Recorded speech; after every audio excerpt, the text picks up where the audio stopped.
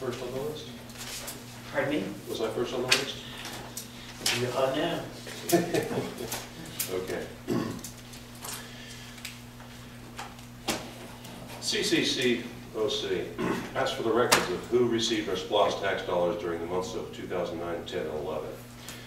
What we received was an incomplete listing with numerous entries for substantial amounts going to a mysterious entity named Various. Okay, so the Finance Department wants to waste their time and money, got it. But the Commission must surely know we have no intention of letting up. We will know who has been cashing our checks, and they best not reflect a suspected commingling of funds. To that end, today's records request will be for a pre-selected group of months wherein we request the canceled checks that reflect the actual destination of these tax dollars, with amounts that at best add up to the amounts stated in our last request response and labeled various. If necessary, we will do this for every month of the 2004 SPLOST until a complete accounting of these funds is established and the trail complete. Finance Department puts forth a request, the County Administrator, Police Department, Fire Department, and all request funds that certain commissioners are powerless to refuse. All wrapped up in neat little packages that are, on their face, appear reasonable.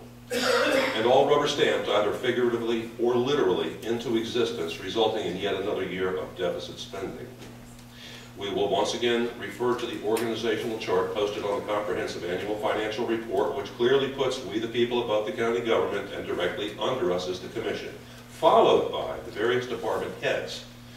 But it now appears it is not the Commission that determines how big a deficit we run. It is the department heads this Commission empowers and employs to do their bidding, and in turn our bidding.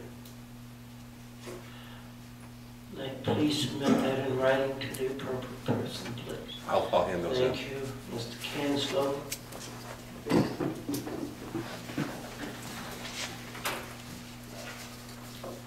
As Councilor, I live in Rex. This county has proven to be completely inept at managing its finances with its continued refusal to install zero-based budgeting. Instead, it chooses to act as a financial fire department, attempting time and again to throw money instead of water on the financial crisis after crisis of their own making.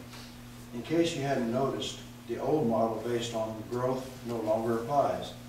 This is a county in decline, and that decline can be laid firmly at the feet of this Commission and its long list of administrators and agencies, many of which serve no useful purpose other than to line the pockets of the friends of this cabal. It is your job to reduce expenditures, not increase them, to cut bloated payrolls of administrators and managers, not increase them, to stop the practice of paying friends from multiple funds as was or may still be the case, to the end the practice of awarding grant money to its cronies as is currently being investigated by the GBI. Commissioners Ralph, Singleton, and Hambrick have had no problem voting as a block approving financial irresponsibility resolutions served up by this finance director. What's obvious to us seems to be a game to you. You are told what to do by your puppet masters and dutifully respond while trying to appear as if voting for the good of the county. Don't you realize how ridiculous these administrators are making you look? Will your real CAFR reflect grant money is being paid to friends and relatives? Will it reveal the true extent of the county's responsibility to pay many of these misused grants back, as in the case of Resolution 2006-141? Will it reveal how rubber stamp signatures are used on checks meant to be signed by the Commission Chairman? Will it reveal criminality in the way this finance director moves funds from one account to another in order to hide the true recipients? Sir, your time is completed. Thank you, sir.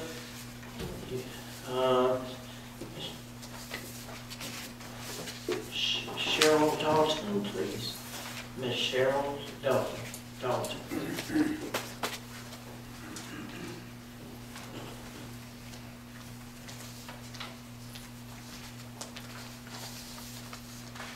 My name is Cheryl Espy Dalton. I live in Riverdale.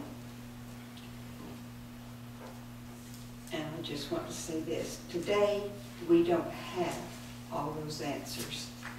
But in the tomorrows to come, you can guarantee we will, whichever we get and wherever it leads us, we will look at them.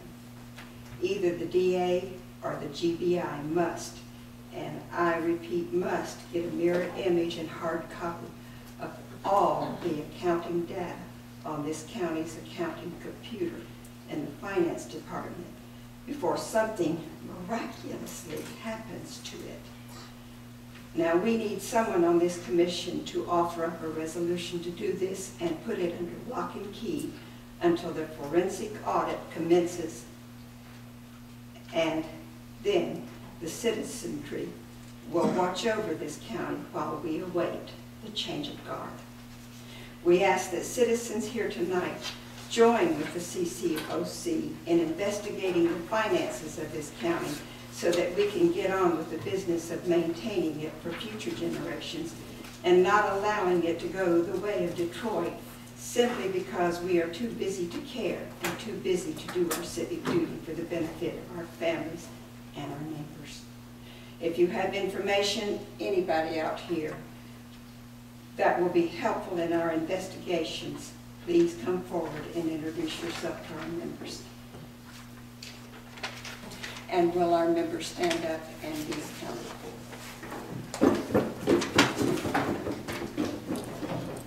These are your people that are watching out for your tax dollars and your money and how it's being spent in Clayton County. Madam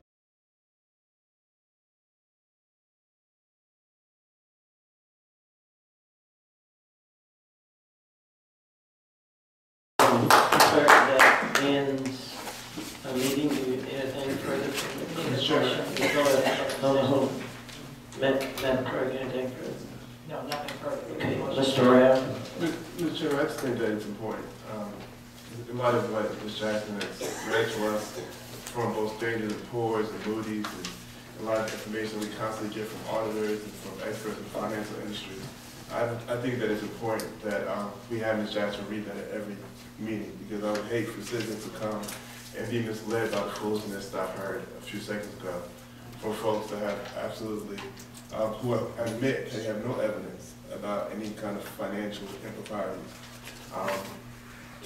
And I think that it becomes a point that we, as a county, make sure that that the citizens that are here know what Standard & Poor's is saying, what Moody's is saying, what independent auditors are saying, and what financial experts all throughout the state are saying. And so that these rumors and innuendos don't become the thought process of the majority of our citizens. So I would ask for that. I would ask us to do that. I'll need a consensus of the board. Consensus? Okay, you have a consensus. With that, Mr. Chairman, I move we go to executive session. Executive session is seconded. Ladies and gentlemen, all in favor, aye.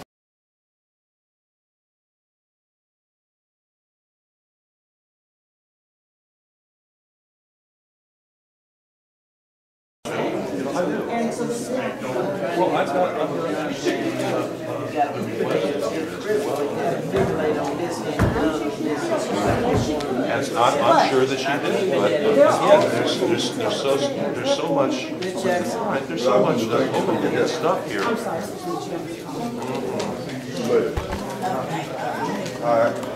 I'm filming, so now they're panicking. Carl?